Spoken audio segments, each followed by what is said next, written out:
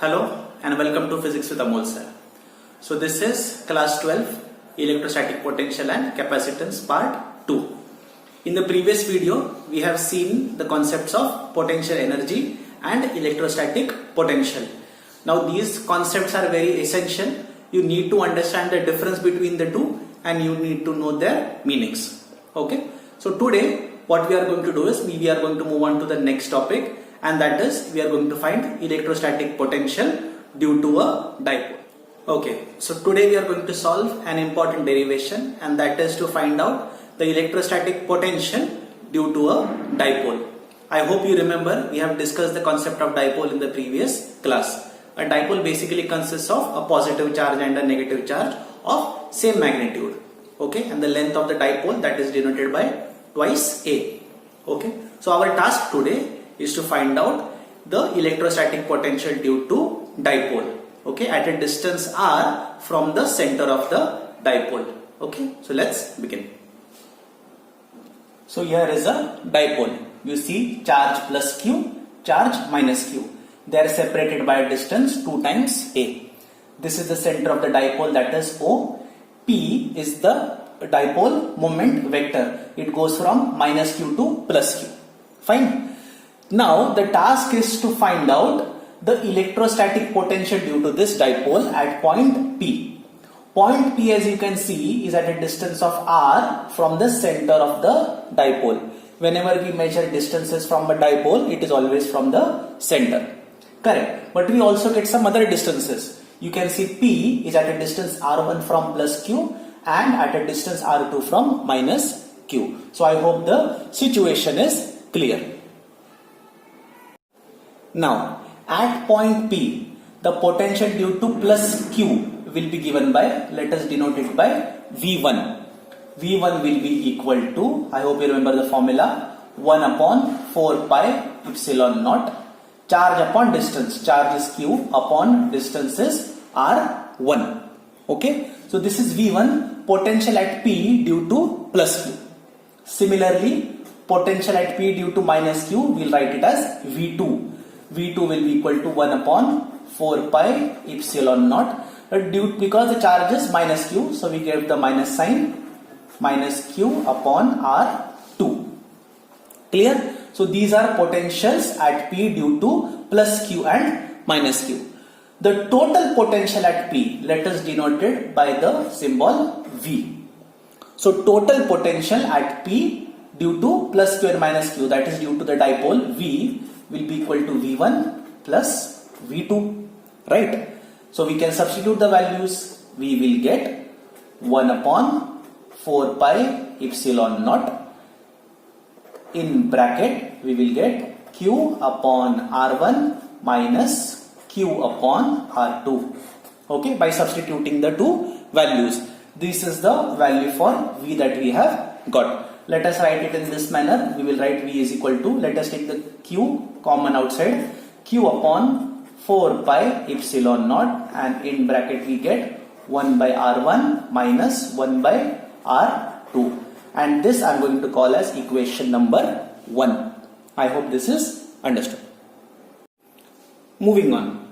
Now from the geometry of the figure, we can write r1 square is equal to r square plus a square minus 2ar cos theta. Now what is theta in this case?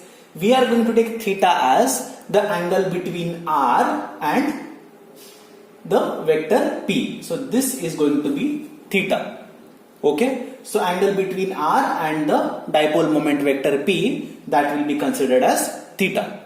Now I am not going to give the proof of this. There is a geometrical proof for this. For now you just accept it on the face value. So we can get r1 square is equal to r square plus a square minus 2ar cos theta.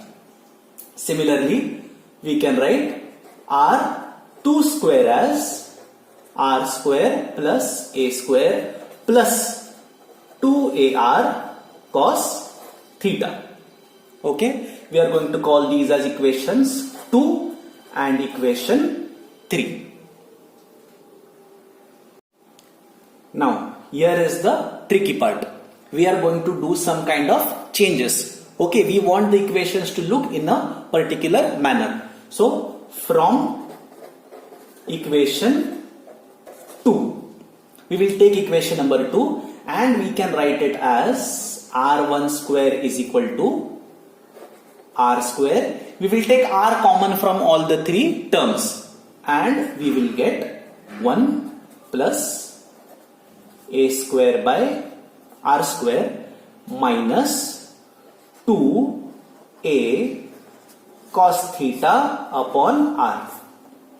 Okay, now you need to have just a basic understanding of algebra to figure out how we got this, right? Once we get this, let us call this equation number 4. Now we are going to assume that r is much greater than a. That means the point P is very far away as compared to the size of the dipole. Okay, so the dipole is very small and the distance of point P is very large. And because r is much greater than a, then we can actually say that a square by r square is approximately 0. Okay, now remember this is an approximation. Okay, a square by r square will have a value, but it will be very small, 0.0000 something, correct? And because of that we can say that a square by r square is 0 when r is much greater than a, remember. Because of this, equation 4 now becomes r1 square is equal to r square 1 and a square by r square is 0, so we can neglect it and it becomes 1 minus 2a cos theta by r. This let us call as equation number 5. Okay, I hope so far you are following. Then what we will do? We are going to take the square root on both sides and we will get r1 is equal to r and this term 1 minus 2a cos theta by r will become raised to the power 1 by 2. Correct? So r1 is equal to r in bracket 1 minus 2a cos theta by r to the power 1 by 2. And then we are going to take the inverse of this step. Now I know there are many steps that we are doing, but you will slowly understand why we are doing this. So taking inverse on both the sides, we will get 1 by r1 is equal to 1 by r. 1 minus 2a cos theta by r to the power minus 1 by 2.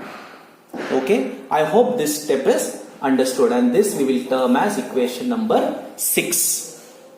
Okay, now I know many steps were followed, so once again write them in your notebook so that they will make more sense. But we do not stop here. After getting equation number 6, we are going to use the binomial expansion in equation number 6. Okay, after using binomial expansion and ignoring the higher order terms, equation number 6 will become 1 upon r1 is equal to 1 upon r1 plus a by r cos theta. This will become equation number 7.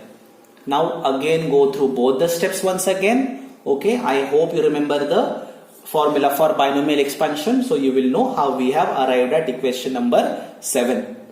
Okay. Now we can follow all the same steps for equation number 3 as well. So if we follow the same steps for equation number 3, we will get r2 square is equal to r square in bracket 1 plus 2a cos theta upon r, and then it will become 1 upon r2 is equal to 1 upon r, 1 plus 2a cos theta by r to the power 1 by 2 minus 1 by 2. Okay, and then we can use the binomial expansion here and we will get 1 upon R2 is equal to 1 upon R1 minus A cos theta by R. This will become our equation number 8. We have to follow all the same steps that we did for equation number 4, 5, 6 and 7, and we will arrive at equation number 8. So again, try solving them so that you can arrive at the equation. Now, I want you to look at equation number 7 and equation number 8.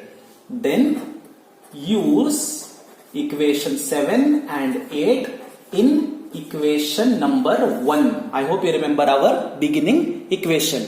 So if we substitute for 1 by R1 and 1 by R2 in our equation number 1, we will get V is equal to Q upon 4 pi epsilon naught 2A cos theta by R square. Of course, you have to substitute, solve, and then you will arrive at this equation. I want all of you to solve this so you can understand. Okay, this is the formula we have got. But as you can see here, you see the term 2A into Q. But 2A times Q is nothing but P. I'm sure you remember this is the dipole moment vector. So therefore, this equation becomes V is equal to P cos theta upon 4 pi epsilon naught R square. This is our desired equation. This equation gives us the potential at a distance R due to a dipole. Okay. One small change we can do in this. We can write P cos theta as P dot R cap upon 4 pi epsilon naught R square. But remember, P dot R is as it is a scalar. So the whole term is still a scalar. It is not a vector. This just gives you a relation between dipole moment vector and the direction of R. So it depends on how far the point is from the dipole as well as what is the angle between them. These are the desired equations. From exam point of view, these equations and this derivation is very important. So that was a derivation for today. I hope you did not find it too confusing or too long. Trust me, it is not a difficult derivation. Only thing we have to do is practice it. Okay, so make sure that you are going through it once again. I have already shared the textbook with you. Okay, go through the textbook also. Maybe that way you will find it more easy. Now what is to be remembered in this? When we have a dipole, okay, the electrostatic potential we have seen is a function only of the, not only a function of the distance, but also upon the angle. So if P is at this point, it makes a certain angle with the dipole moment vector. And on that the magnitude is dependent. So if we are going to change the angle also, the magnitude will change. For example, if we are along the axial line, okay, where theta is equal to 0 or theta is equal to 180 degrees. In that case, we will get the maximum value of the potential, which is P upon 4 pi epsilon naught R square. Okay. For all other values, it will go on reducing. For any point which is on the axis, okay, which is along the direction of P, the electrostatic potential is going to be 0. Okay. So that is what we learn from the derivation. So I hope it was understood. Once again, go through the derivation. From exam point of view also, it is very important. Okay. Thank you.